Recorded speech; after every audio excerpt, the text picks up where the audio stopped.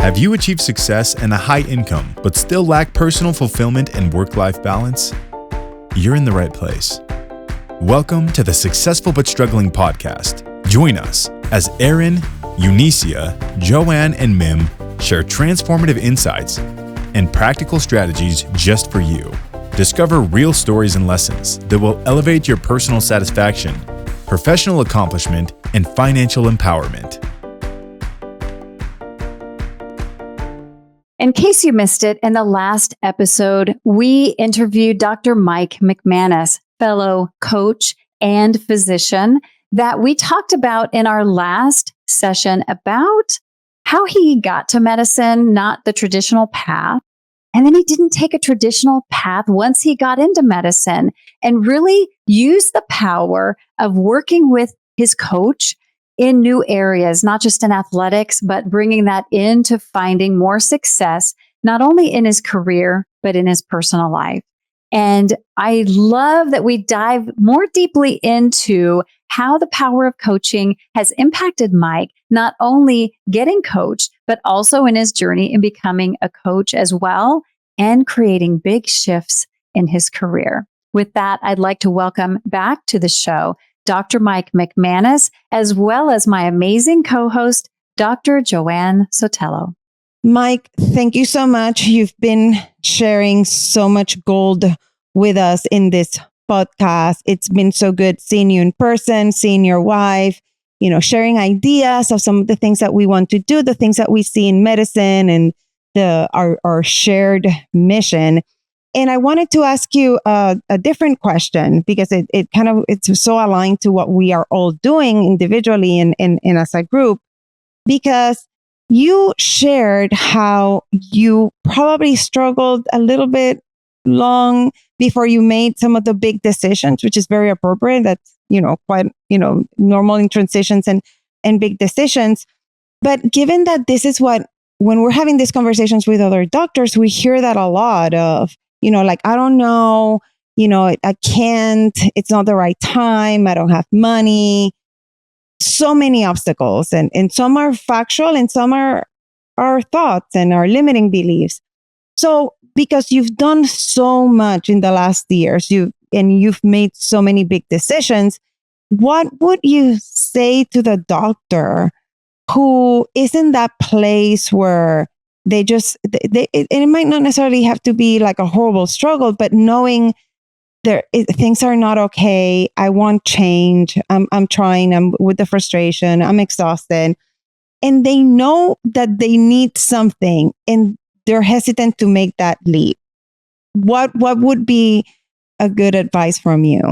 Good advice. And my mind, as you're asking the question, is running back through coaching sessions from the first time I was kind of dealing with this. The big ones are that you didn't get through medical school and residency and everything without overcoming a lot of big challenges. And I think sometimes when you've come so far down a road, to change that road can be overwhelming. At my retirement party, two of my partners asked me, they're like, well, how is it that you put all these years into, mastering this set of skills and now you're just walking away? How can you do that? Like, you worked so hard to do this thing and now you're just going to quit, like somehow it would make me less of a person.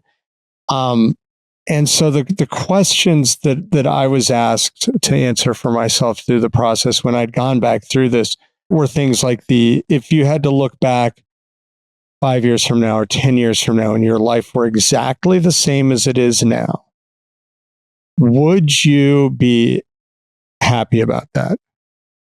And then if you had to look back and you knew that that it could have been different. And if you look at all the reasons you think it can't be different, and we went through this process of writing down all the reasons why I thought it couldn't be different and dispelling them as myths, because it was, I'm owner in a practice, my kids are in school. You could go through. You probably go going through them in your head too, of the ones that you thought, that they all come down to that some are real and some aren't real. And you got to sort those things out. But one of the other questions was, if you quit today, or you quit in a month, you gave notice, you went through the appropriate process, and you went and you did something different, whether it was go into a completely different practice model, practice in another city, or leave medicine altogether and, sell tiki umbrellas on the beach in Puerto Rico. If you did that and it didn't work out, what would happen? I was like, well, maybe there are specialties that the supply and demand of doctors would not allow them to come back. But basically the timeline for me as a urologist, well, if you don't practice for 2 years, the board starts to take action. So if you didn't do it for a year and you wanted to come back, what would happen? I'd be right back where I'm at. So if you do nothing, where are you in a year? I'm right where I'm at. So the end outcome was the same, of staying where I was and trying to do something different and failing.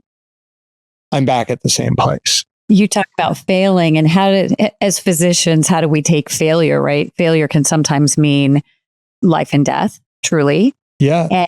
And we tend to we've talked about this before in this podcast, about that perfectionism versus excellence. And when we talk about failing, you've talked about people asking you about quitting your practice as if it's a negative thing. And as a coach, one of the things I love is challenging people on their perspective and saying, is quitting really a failure, or is that a win? Yeah. And for you, quitting your practice, I say we celebrate.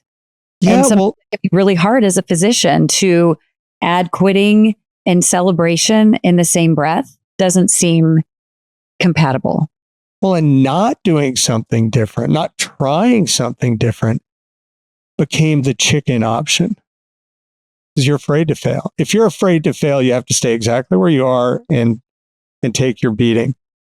But if you're not afraid to fail, you can try something different.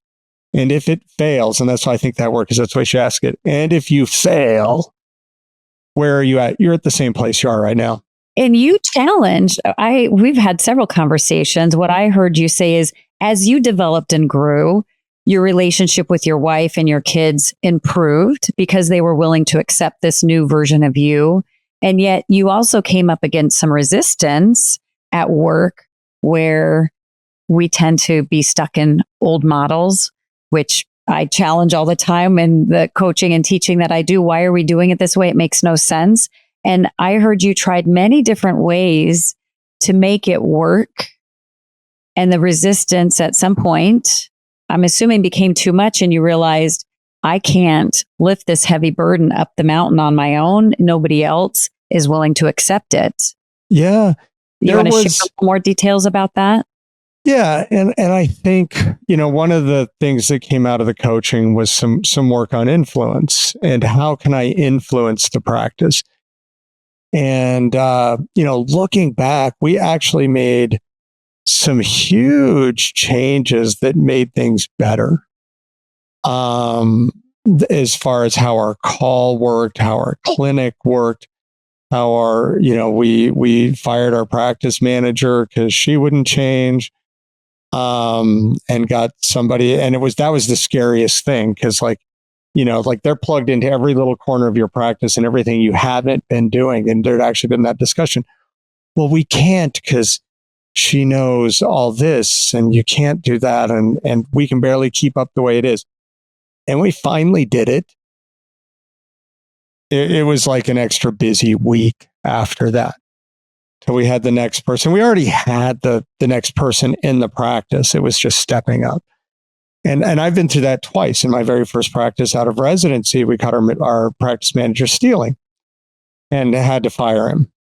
And it seemed like it was the end of the world. And it was like the rest of the week was bad. But the next week, you're kind of back on, off you go. And so So we made a lot of really good changes and things that left the practice better than it was. So I walk away with that feeling really good that actually we like to think sometimes that if you're frustrated with your situation, if you leave, it's the end of the world for them and that they're going to miss you so much and like they're going to pay for this. And actually I look back now and I feel good because of the changes we made, it's a better place to practice urology than almost anywhere. And we recruited in a world where you can't recruit urologists, especially in places like Green Bay, Wisconsin. And I say that because most people don't have a high regard of like, that's someplace I want to be. People want to be in big metro areas where there's culture. They want to be by the ocean. They want to be in the mountains. It's a really hard place to recruit. We recruited an excellent urologist who started about a year ago, basically replaced me. So when I left, it was very easy. And they have another urologist coming next summer who's finishing residency. So actually, if I had done nothing, we would probably still be like 2 or 3 urologists and, nothing would have changed. But we made a lot of changes that are really great. But in the end, I needed something different. And some of it was just the challenge to, let's build something really great. Like there's a part of me that's like, okay, I remember I being jealous and looking at people who are just happy what they were doing. Like walking by a construction site and there's a bunch of dudes laying concrete, yucking it up and having fun. The end of the day, they're like leaving. They're like, yeah, we'll see you, let's grab a beer. And they're not taking any stress home and like, man, I wish.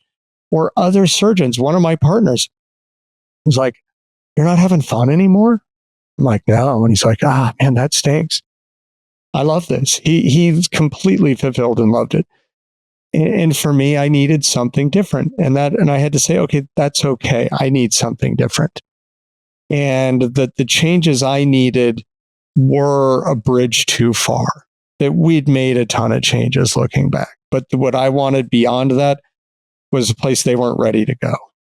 And so it was really this,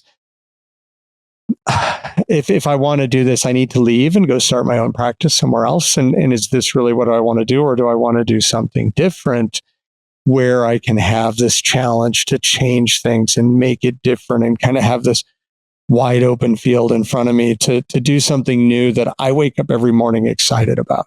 You didn't get there overnight. I remember you talking about when you started looking into real estate investing and realizing you're not an expert. If I remember correctly, you said all you did was you studied 10 minutes a day. Is that accurate? Yeah. So you got to start somewhere, right? You got to start somewhere. And that journey was really something that was like, I realized I'm not going to be the guy who practices till I'm 70. It's not going to happen. At some point, there's going to be an event that I can't take it anymore. So let's start building a revenue stream outside of medicine that I'm not just out. And yeah, there wasn't time. And it was actually working with a real estate coach who was like, you just have to make progress, some progress. How much time can you do every day? I'm like, I don't have time. You don't have time? Could you give it a minute a day? Well, yeah, I could give it a minute a day. Okay, can you give it 10 minutes a day? Yeah, I can give it 10 minutes a day. Can you give it a half an hour? I'm like, I really don't know. It's like, okay, 10 minutes. That's your goal, 10 minutes a day. And so that was it. Yeah, every morning I got up a little bit earlier, like 10 minutes, or even just didn't dink around as much in the morning and put in a hard 10 minutes effort to learn something specific. And 3 months later, the progress, and it actually been up, I changed other things in my schedule so I could give it a half an hour because now you're seeing progress and you're getting reward and it's meaningful. 3 months later, I'd made this huge progress. And I think I'm stealing this from Tony Robbins, that we overestimate what we can accomplish in a short period of time, in a month, but we underestimate what we can accomplish in a year or in 3 years. That we don't really understand the potential. I mean, look at medical school. How much did you learn in medical school in 3 years? You're like a different person on the other side. But we like to think we can make these huge changes, accomplish these amazing things in a week or in a month. And then when we don't, we quit. But if you start taking small steps and you do it consistently over an extended period of time, you accomplish amazing things. And this was really what came out of coaching and hanging out with entrepreneurs, because they see this and they make these changes. So yeah, I did. It started with 10 minutes a day. You're such a beautiful example of taking that pause and zooming out, looking at what's really going on. Where can I create change? Like you said, where can I create influence? And let me act on it, because a lot of times we get stuck of the other point that you made of, I don't have time, or the frustration of that learned helplessness of why bother? I've tried and it hasn't worked, or I'm not going to get supported.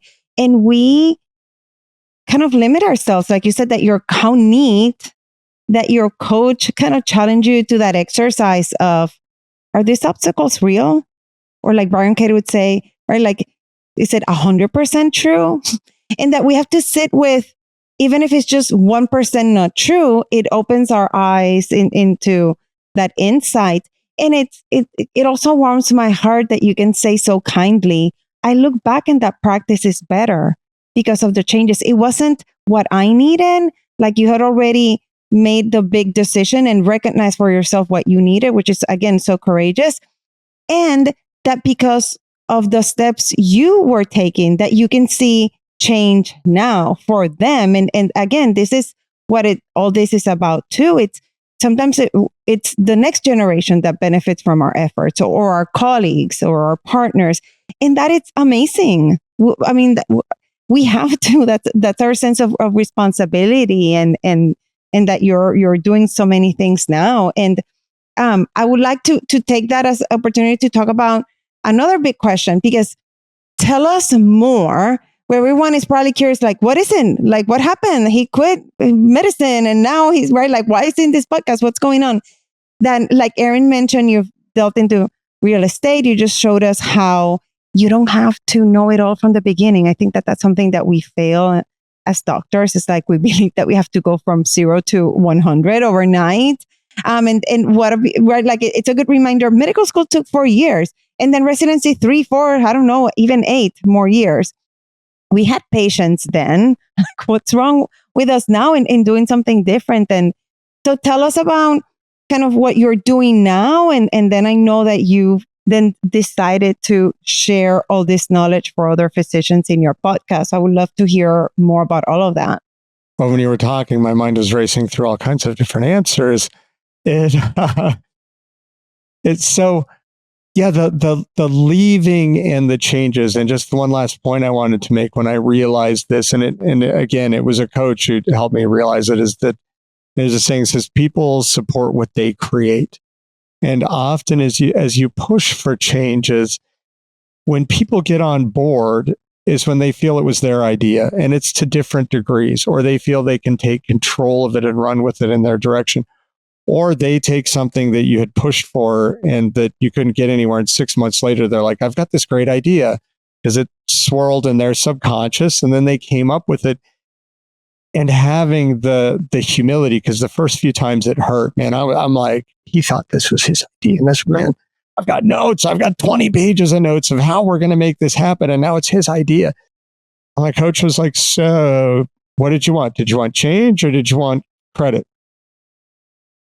I wanted change. Okay, you got the change. It's his, and he can take all the credit. That's great. Let's go. What's next? And so it was like this, like, oh my goodness, that was hard. It was a hard humility pill to swallow. And it kind of took somebody else force feeding it to me. It was like, put the peanut butter on the pill and shoved it in the back of my mouth like the dog. Made me swallow it. I didn't like it at all. But, looking back, it's like, okay, yep, there we go. So what am I doing now? So eventually, yeah, we reached this point that I realized I needed to move on. And there's these key moments. I was actually at a real estate conference, and there was a keynote speaker who had been the CEO of Adidas, who had turned Adidas around when they were almost dead, when, the Air Jordan killed them. And then he had retired and they'd drawn him back to run Taco Bell. And he'd kind of brought Taco Bell back to where it's at. But the whole talk was about vision.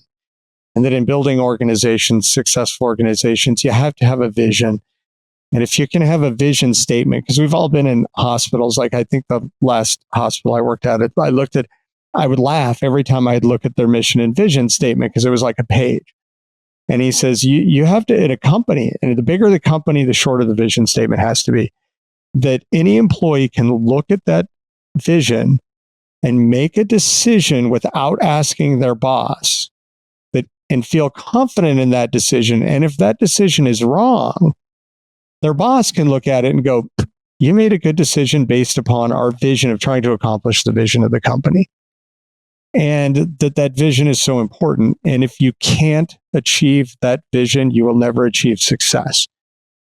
And this had been this realization, like, me and my partners have a different vision of what we want out of this practice. And I asked him, in this big room of like 500 people, you got the Q&A, and I never ask questions in those Q&As. He said, so, I've got this business. It's very successful, but we're locking horns because we really have a different vision of what we want out of it. Is there any hope? And he just looks at me and he goes, you can't get out of that situation fast enough. And I'm like, and he's like, I don't care how much money you make. I don't care how cool your business is. We didn't talk about it as a medical practice or whatever. He's like, you're fighting a battle. You'll never win and you'll never be happy. Get out, do something different. Oh. So as soon as that talk was over, I left, went back to my hotel room, picked up the phone, called the main partner I'd been battling with and said, I'm going halftime. We can make this. I need it to happen by June. And in 6 months, I'm out. And it took till August to get me halftime because there were some issues, like the timeline changed. But that was really where it was like, okay. Can I say something here? One of the things we talked about, I think, in this last week, we're all physicians. This conference we went to last week was not a medical conference. It was a business, personal growth and development conference. And what I heard you saying is you were at a real estate conference. You were not at a medical conference. And you got this big aha. And one of the things I want to point out to our listener is that when I look at medicine, we solve things in a box. And I'm holding up my fingers in this tiny little box. This is how physicians and medical people solve the problem in this little tiny box. It wasn't until I started working on myself outside of medicine, not just going to CME and going to the doctor conferences, but going to personal growth and development, learning from people who had coached Olympic athletes, heads of state, Oprah's team. They think completely differently than people in medicine. And what I heard you say is someone completely outside of your primary field gave you one of the biggest ahas for you to take forward momentum. Just like your coach, even though he was a stranger to you. And yet we're getting all these people that are working right alongside us who know us well, giving us advice that's like, no, you just got to tough it out. You got to suffer. You got to make this work. Your patients are at stake. And yet your big aha, that wasn't the case. Man, I agree with you so much. That is such a great way to summarize it.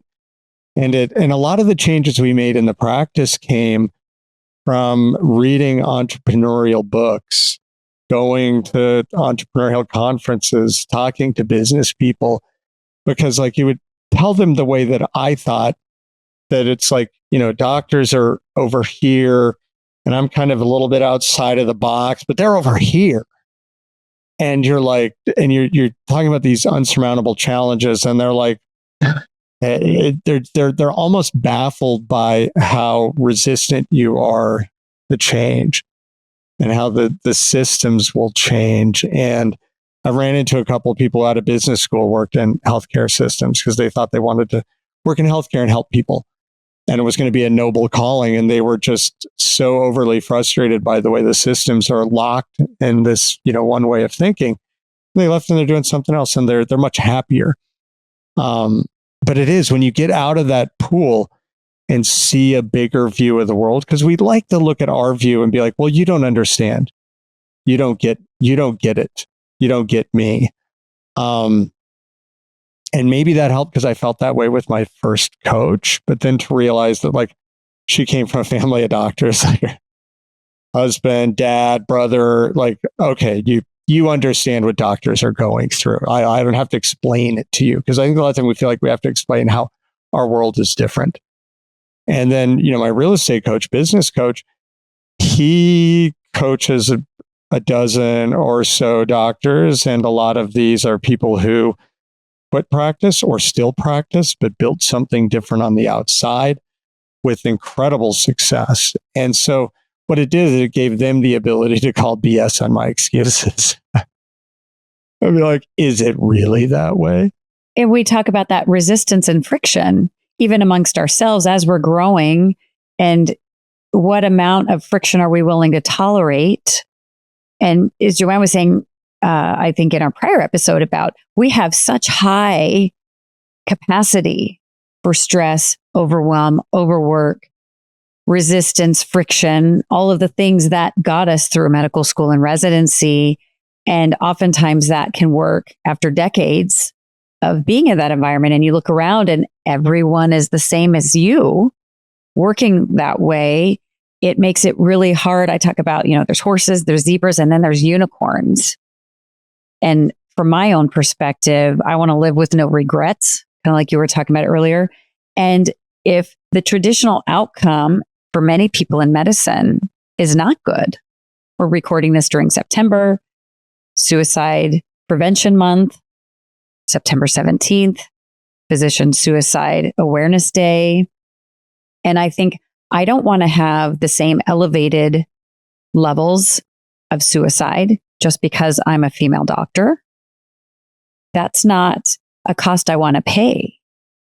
And yet, that's been the norm for years. More than half of the people in primary care, more than half of the women physicians are burned out. I don't want that to be my norm. And when we accept that, as well, I guess it's just the way it is.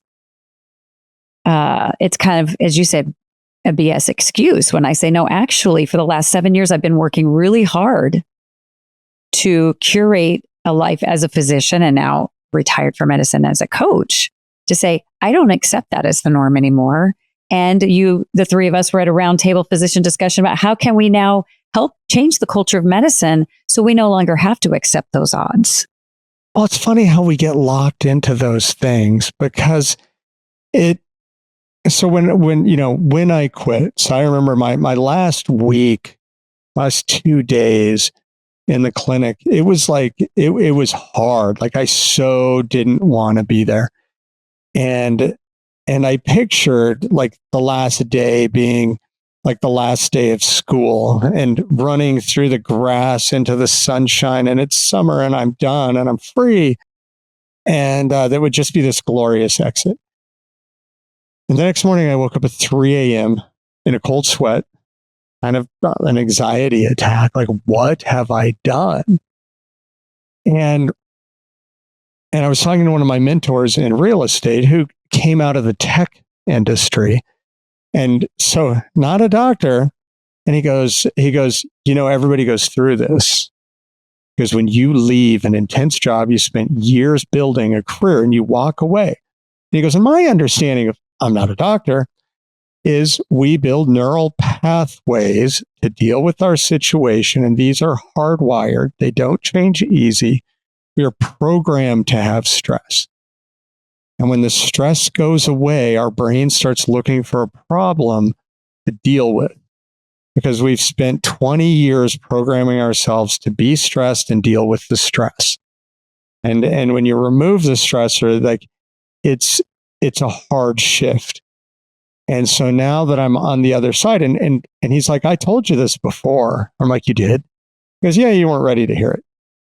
And now that I'm on the other side and I'm ready to hear it, I've heard the same story from every doctor I know who left medicine, from a pilot who left flying for commercial airlines, finance, tech, like every industry where somebody spent years building a knowledge base, building a skill set, dealing with stress and working through it and achieving, that when they finally quit, it was really hard. And it was such a grace to have the people normalizing it, but then I could hear it and they all laughed. They're like, oh yeah, people told me ahead of time. I didn't hear it.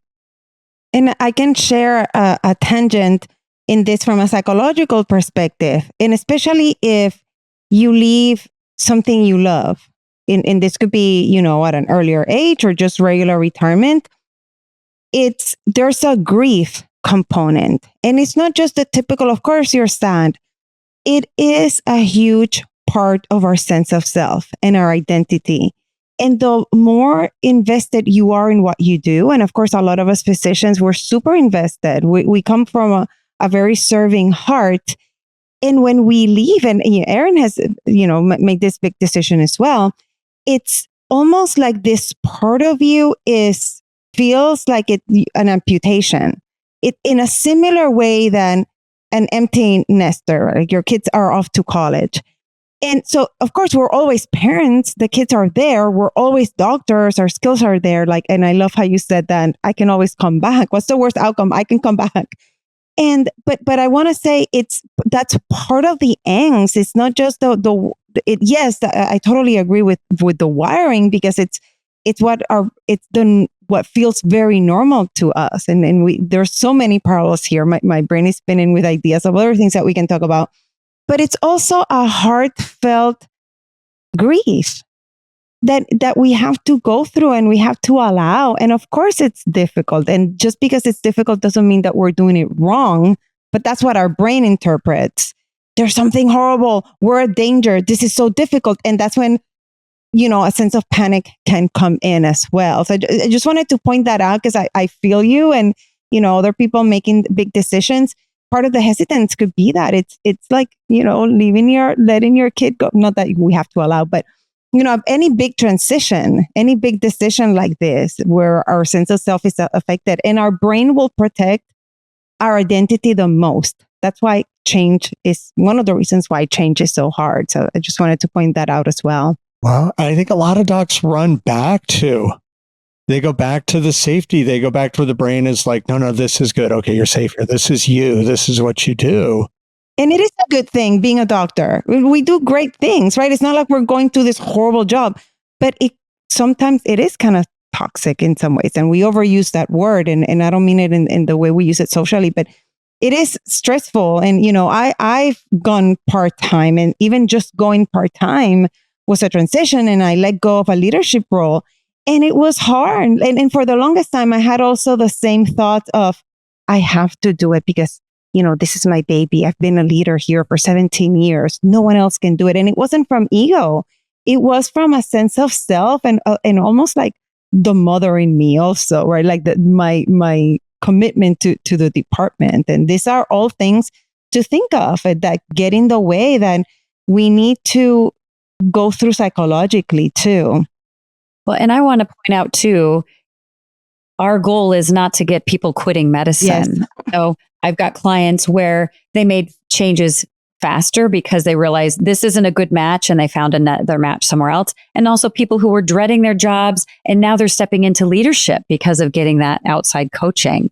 And so this is the goal of this is not, quit medicine and go find another endeavor. It's find out what you need. And also this statement, when you were talking about how hard it was and waking up in a panic in the middle of the night, Mike, is this statement that another coach that we know, Sherry, who works in some of these conferences, we share this statement: we can do hard things. We got in a snowstorm together, and it was like this 11-hour ordeal. And we just kept saying that to each other. We can do hard things. As a physician, we know we can do hard things. And I loved what you talked about earlier, Mike, is that you were like, what can I learn from my prior successes to bring into my knowledge today? Oh, I worked with a prior cycling coach.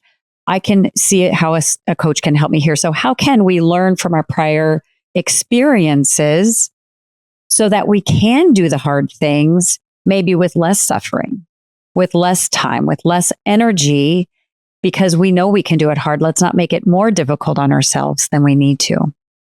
Yeah, I think I mean, to me, when I look at it now, what became the hardest thing for me, and I think this is a big part of burnout that nobody wants to talk about, is that as physicians over the past 30 years, the amount of responsibility has not changed. The amount of control has changed significantly. So doctors still have all the same responsibility. You're still the captain of the ship. If something goes bad for a patient, they don't look at the hospital administrator and go, how could you let this happen? They look at the doctor. But the amount of control the doctor has over how their day works, how they operate, how they see patients during the day, how many patients they see, when they're going to take time off of how they keep their records. And it wasn't that long ago that the thing about a paper chart in a doctor's office was you kept it however you wanted to. There were certain things that needed to be in there. There was certain information, but you did it your way and you did a way that worked for you. And now you can't do that. I mean, you open up the HR and, some 23-year-old in Madison at Epic decided that your workflow needed to be changed. And now you spend your whole day trying with your brain circuit trying to click a button that's on the other side of the screen. Or the hospital decides that the time you're going to see patients has changed if you're employed. Or, it's all these things that doctors have all the responsibility but no control, to me was a huge thing. And I saw that change over my career, and it was so frustrating. And I think that's something that's a big thing in the system that really needs to be looked at. And there's this overriding thought or theory out there. I'm going to call it a theory that doctors are bad at business. And because a lot of doctors try and go into other businesses and don't do well. But if we look back to 1980, when doctors ran the business of medicine, did the system run better? Were patients more satisfied with their service? Were doctors more satisfied with their careers? Were costs lower as a percentage of GDP? Now, there's a lot of other things that go into all of that. It's not a simple thing. But I think a big part of it, when it came to running the business of healthcare, actually doctors were good at it. And they did it from a standpoint of, I need to make a certain amount of money and to put up with what I do. But beyond that, they did a lot of free care because they're like, okay, this person needs to take care of. But now we're in this situation where we're pushed to do the same thing, but we're not compensated. But it's not even under our control, and we're supposed to feel bad, but we're not supposed to.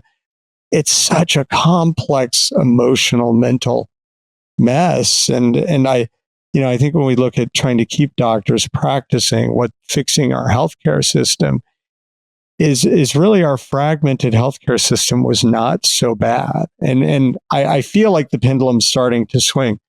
Hospitals have got bigger and bigger. They want to employ physicians. They're losing money employing physicians. They just saw this money they would gain by taking control. Most hospital systems are really bad at managing physicians. They're starting to understand that. A lot of them are in denial about it. But that bigger hasn't necessarily been better. And is the main system going to change on its own? Maybe, probably not. But we're seeing more where people are going outside the main system. The system isn't serving them anymore. And that's one where I think for docs that, if you want to stay in, and this was a question a coach asked me, do you want to keep doing this or do you want to do something different? And if your answer is, I want to keep doing this, there's a lot of reasons that you went into it in the first place. It'll probably take some really hard decisions about how we work and what we're willing to do to change the way we work and take back some of that control. And it's really hard. I was shocked during COVID when I heard doctors who weren't willing to stand up for things they believed in because they were afraid of getting fired. I'm like, you're afraid of getting fired? How hard do you think it would be to find another job? If this is a job and you're getting fired from your job, there's more need for you, for your skill set, than there is supply. And if they want to fire you here, I can tell you there's another hospital right down the street that's going to hire you, because I've seen it when people got fired for actually doing bad things. Yeah. And such a big topic. Totally could dive into that in an entire episode. I think today we've been talking a lot about the individual things that we can do. And then there's the other half of that, the systemic But issues. I think that's need to find your empowerment, find where you don't feel owned anymore, because the freedom that comes with that is pretty huge. And hospital systems need doctors more than doctors need the hospital system.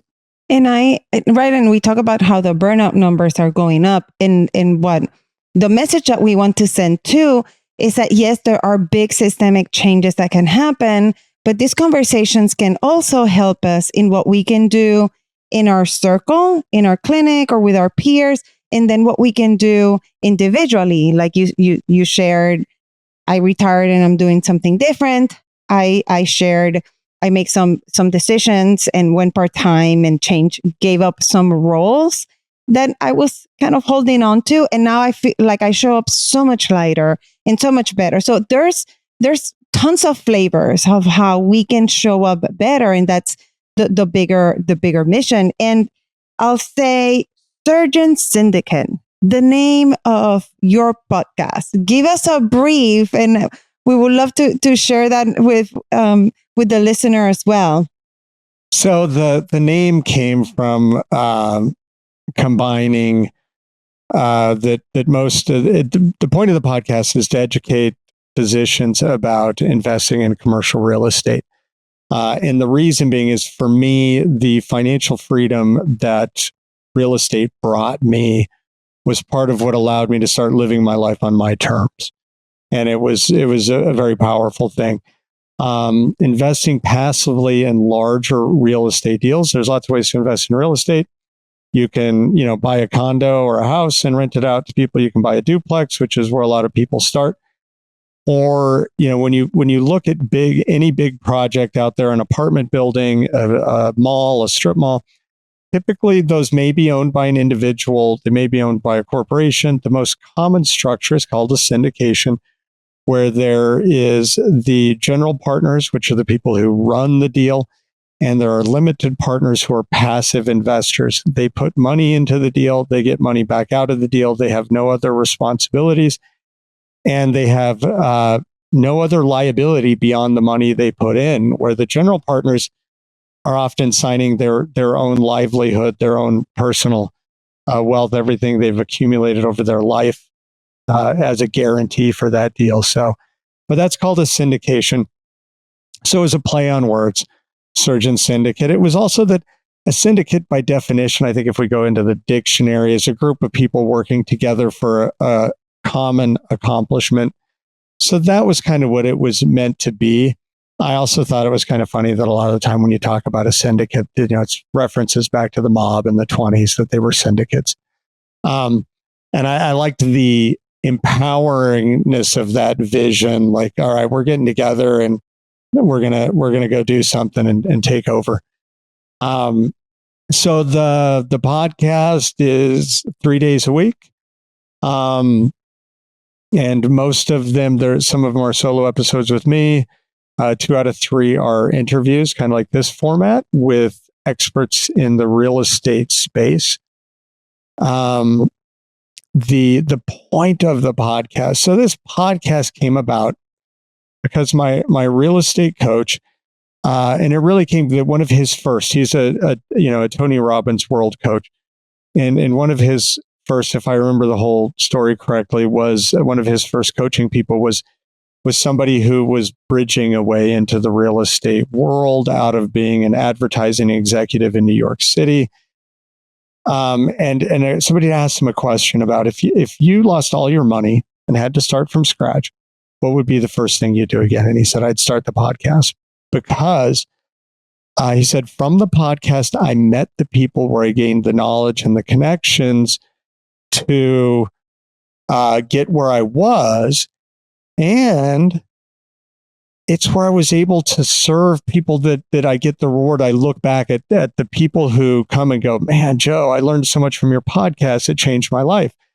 That is one of his bigger rewards out of the whole thing. So it's something that the coach his name's Trevor McGregor. We'll throw Trevor out there give him a shout out. Pushed and said, well, if you want to go to the next level, because I'd done we bought a fourplex and we were going to build this little, small real estate thing, and it wasn't working because, where interest rates were and things weren't penciling out. I'm like, all right, Trevor, I got to go bigger. How do I get in the bigs? And he pushed and said the podcast. It's where you'll meet people. You'll get people to give you an hour of their time who are huge experts and talk to you because it gives them exposure. And do you wish somebody had been there to, if you'd had somebody to teach you sooner, how much faster would have you gotten where you needed to be? So it's your chance to give something back and give it from a perspective. There's a million real estate podcasts. Give it from a perspective of what you went through, and you can help bring some people down the same road. And I told him, no, that's absolutely not something I want to do. That's not me. And I know a bunch of the other people he coaches, some of which are physicians who had the same push and didn't do it. But I kind of felt stuck, like, okay, I'm not getting anywhere with what I'm doing. I have to do something different. I hate this idea of starting a podcast. But then it was the only next step I could identify. So we did it. So, Dr. Mike McManus, I have so many notes I've taken in this amazing conversation, and we'll definitely have you back because I think we've already thought of many more things that we can have you share with us. And I just want to say kind of some of the things and highlights of what I heard you, that, it's a good reminder that as physicians, we've already overcome so much. And recognizing that sometimes the obstacles that we believe are these gigantic obstacles can be just our thoughts. And I love the word, how your coach helped you reward them as myths. And then love how Aaron rewarded what you said of quitting is not a failure.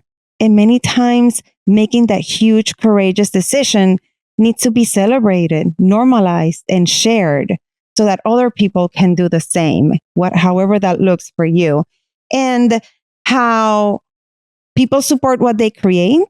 So think of your team, the people around you, how you can get them involved and let your ego aside. Thank you for that note, Mike. And the vision. When that's clear, it's easier to make decisions, and it's easier to set boundaries, protect our time and energy. So, Mike, again, before I go on a million other tangents, what are some words of wisdom you can share with us? I think the biggest would be, develop the vision what you want out of your life. Where do you want to be from now, 5 years from now, 10 years from now, 20 years from now? And build that vision, and don't sell it short. What do you really want? Throw out the excuses. What do you really want? And then work backwards to build that. Who do you need to know? What do you need to learn? Where do you need to be? And then make a plan, set goals for what's going to be 10 years, 5 years, 1 year. And what action steps do you need to start working towards that big, beautiful life? And it can change. Those goals can all change. But if you want something different, if you're feeling burnt out, if you're just not happy, set those goals and start walking down that road. And it may lead you out of medicine. It may leave you recommitted and just realizing you have to do it differently for you to go ahead and continue to serve patients the way you really want to. Love that, Mike. Thank you so much for your wisdom on this episode and our prior episode. And don't forget to take a listen to the Surgeon Syndicate to learn more from Dr. Mike McManus. And take a moment to rate and review this podcast series. We would love to hear from you, and we will see you on the next episode. Don't miss out on more strategies that will elevate you to new heights. Visit successfulbutstruggling.com now, where you'll discover exclusive resources and the opportunity to connect with each of us individually. There you can dive deeper into how you, too, can take your personal and professional game to the next level. And if you're serious about optimizing your results, take 2 quick steps now. Number 1, connect with us on the website. And number 2, tune in to the next episode.